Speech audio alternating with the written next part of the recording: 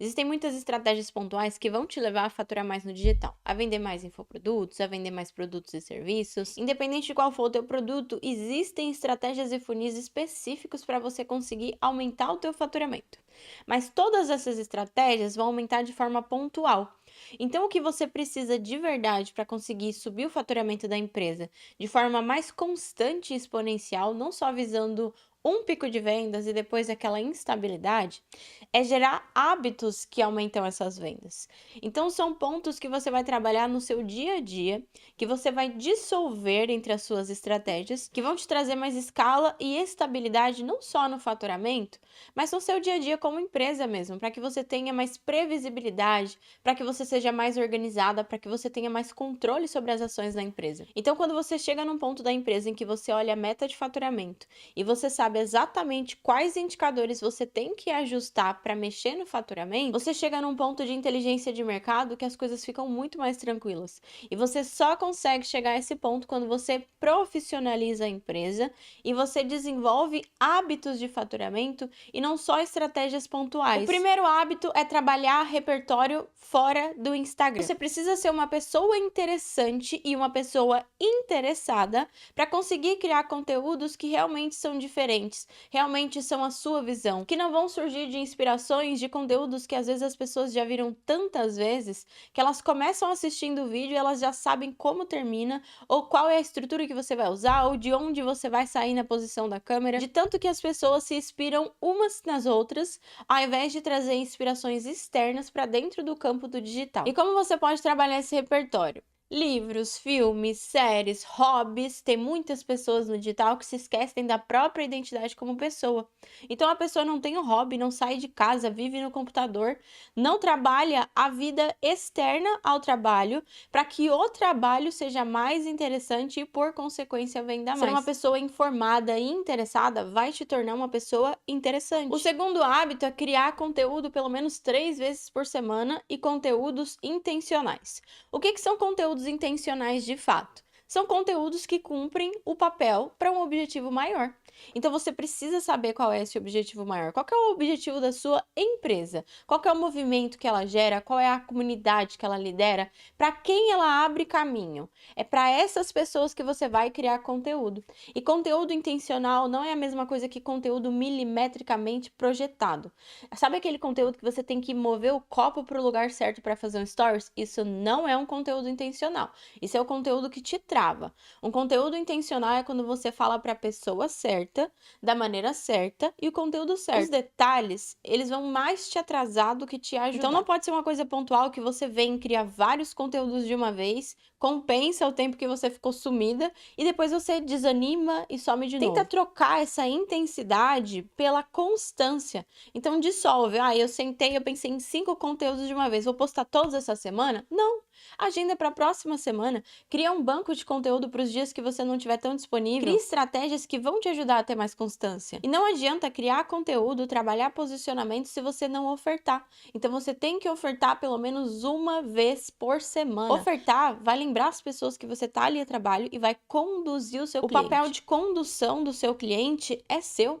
Você está conduzindo ele para um novo nível de consciência, então finalize essa condução para o carrinho. Você está criando conteúdo para a sua empresa. O objetivo dessa criação de conteúdo é faturamento, então oferte. E para você conseguir fazer essa oferta ser cada vez mais qualificada, você precisa ter o hábito de coletar leads.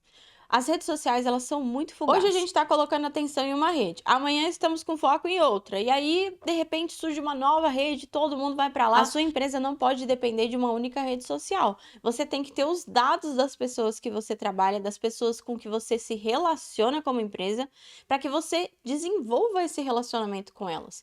Se aproxime e olhe para as pessoas que estão interessadas. Não fique tão ligada no próximo lead, na próxima compra, na próxima pessoa. Foque na pessoa pessoa atual, se relacione com ela, desenvolva isso. E você só vai conseguir manter esse relacionamento se você tiver os leads. E você tem que olhar não só para a etapa dos leads de entrada, mas para aquela etapa em que as pessoas já passaram pelo teu processo comercial, mas ficaram um pouco em cima do muro. E aqui eu tô falando de follow-up inteligente. Eu gosto de colocar esse inteligente no final para deixar claro que follow-up não é ficar insistindo para a pessoa comprar. Eu mesmo já tive experiências em que eu deixei de comprar alguma coisa por ranço do follow-up. Tem muitas pessoas que às vezes esquecem de continuar a negociação. Ou elas estão considerando melhor e aí o assunto esfria, ela não tem mais tanto ânimo para lidar.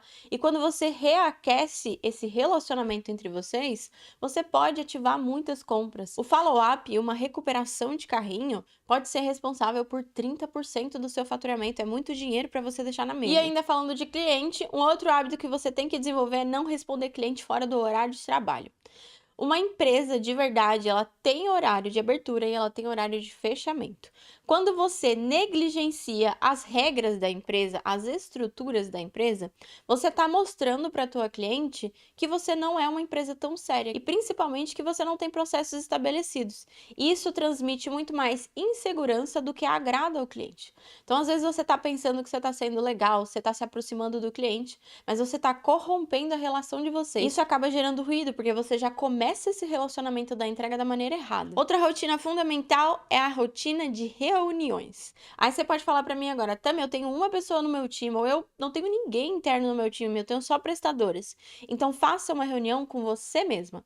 E aí eu tô falando de reunião semanal para você olhar as tuas metas da semana, entender se você tá próximo, quais são as estratégias que você tem que aplicar, porque o seu negócio ele tem que ser setado por metas financeiras. Então você tem que buscar essa meta. E reuniões mensais para você definir essa meta, para você definir quais estratégias vão ser aplicadas nas semanas. E na semana você vai coordenar e controlar como está sendo esse alcance.